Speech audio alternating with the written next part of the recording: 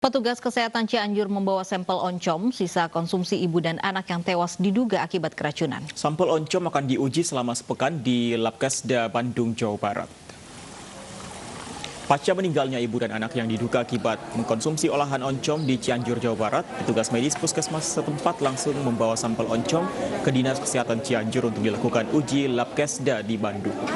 Menurut petugas medis, diduga oncom terlalu lama disimpan sebelum diolah hingga menyebabkan timbulnya jamur-jamur baru yang cukup berbahaya. Puskesmas mengamankan apa, Bu? Ini sampel yang kemarin dimakan sama oncom sama nasinya itu diambil untuk dijadikan sampel pemeriksaan untuk ke laboratorium. Dalam bentuk apa itu, Bu, oncomnya, Bu?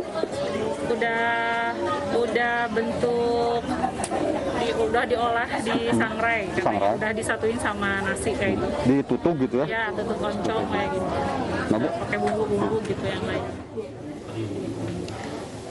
Sebelumnya seorang ibu dan anak di Cianjur, Jawa Barat meninggal dunia usai mengkonsumsi oncom. Oncom diterima dari tetangganya namun baru dimakan 2 hari setelahnya. Setelah makan oncom, korban sempat merasakan mual. Polisi mengamankan sisa oncom yang belum dimakan untuk diperiksa kandungannya. Juga memeriksa tetangga yang memberikan oncom kepada korban.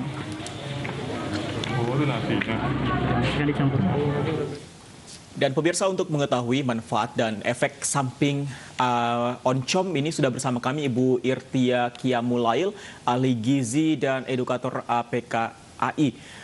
Selamat siang Bu Irtia. Bu Irtia, apakah memang bisa berbahaya makanan-makanan olahan yang difermentasi seperti oncom ini dan mengancam nyawa, Bu Irtia? Jadi baik, sebenarnya untuk makanan-makanan olahan yang difermentasi itu tidak berbahaya asal dari cara pengolahan dan cara penyimpanan itu sesuai dengan keamanannya. Seperti misalnya oncom tersebut, tadi berita yang sudah kita dengar, kalau misalnya penyimpanannya itu di suhu ruang lebih dari 2 hari, itu justru akan membahayakan. Jadi kalau misalnya untuk penyimpanannya juga harus diperhatikan, kalau misalnya untuk ingin disimpan lebih lama lagi, sebaiknya ditaruh dalam suhu kulkas atau chiller. Jadi penyimpanannya bisa sampai seminggu. 2 hari ini maksimal fermentasinya maksudnya? 2 hari untuk maksimal penyimpanannya, Mas. Jadi kalau misalnya di suhu ruang, untuk penyimpanan oncom itu sebaiknya hanya 1-2 hari. Karena kalau misalnya di udara yang terbuka seperti di suhu ruang itu akan sangat mudah untuk terkontaminasi cumi yang bisa bersifat kontaminan dan berbahaya bagi kesehatan. Oke, Dokter Irtia, ini kandungan berbahaya apa begitu yang terdapat di dalam oncom ini setelah memang 2 hari disimpan sehingga memang bisa mungkin saja menewaskan nyawa? Jadi untuk kandungannya memang sekarang sedang diuji untuk sampel mikroba apa sih yang terdapat di oncom yang dikonsumsi oleh ibu tersebut, tapi kemungkinan bisa salah satunya itu dari jenis ini. Jadi memang untuk kontaminannya banyak sekali berbagai macam jenisnya, tapi salah satunya bisa dari sini, seperti misalnya Aspergillus, itu bisa memproduksi zat racun yang bersifat mitotoksin yang bisa membahayakan dan memberikan sifat racun untuk tubuh kita. Oke, Bu Irtia, ada dugaan sementara bahwa oncom yang dikonsumsi oleh korban ini karena adanya bakteri-bakteri baru. Bukankah, bisa Anda luruskan kalau memang salah, bukankah dalam makanan fermentasi seperti ini memang dibutuhkan adanya semacam bakteri-bakteri seperti spora untuk membuat makanan tersebut berhasil difermentasi, atau bagaimana sebenarnya? Iya, benar sekali, Mas. Jadi untuk pembuatan oncom sendiri kan memang dia terbuat dari bungkil atau ampas tahu atau terbuat dari ampas kacang tanah yang dia dicampurkan dengan spora atau kapang untuk supaya bisa terjadi fermentasi sehingga terjadinya dan dibuat oncom tersebut.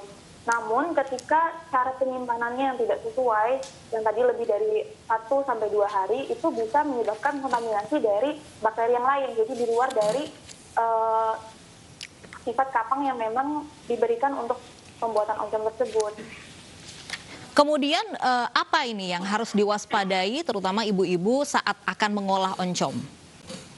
Mungkin bisa kita perhatikan dari 2 faktor. Yang pertama dari pengolahannya, apakah diolah dengan kondisi sanitasi yang baik. Karena kalau misalnya sanitasinya tidak baik akan mudah untuk terkontaminasi dari mikroba-mikroba yang berbahaya. Lalu kedua dari sifat lama penyimpanannya. Oke. Kalau misalnya, Oke, singkat saja Bu Wirtia, ada cara mudah tidak mengenali makanan fermentasi yang sudah berbahaya begitu, mungkin dari baunya atau dari teksturnya? bisa dari teksturnya, kalau misalnya sudah ada, bisa kita lihat biasanya kalau misalnya di makanan itu sudah ada jamur-jamurnya, itu sebaiknya jangan dikonsumsi lagi atau dibuang untuk bagian itu.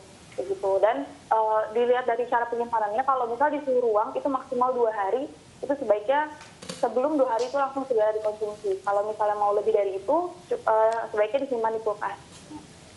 Baik, artinya memang harus diperhatikan tekstur dan kesegaran dan harusnya langsung diolah menjadi makanan. Terima kasih Ibu Irtia ahli gizi sudah bergabung bersama kami di Anyus Siang. Pemirsa, bagi Anda yang memiliki kolesterol tinggi tidak perlu khawatir. Sejumlah makanan yang kita konsumsi bisa menurunkan kadar kolesterol dalam tubuh. Selengkapnya Anda bisa klik di www.sindonews.com.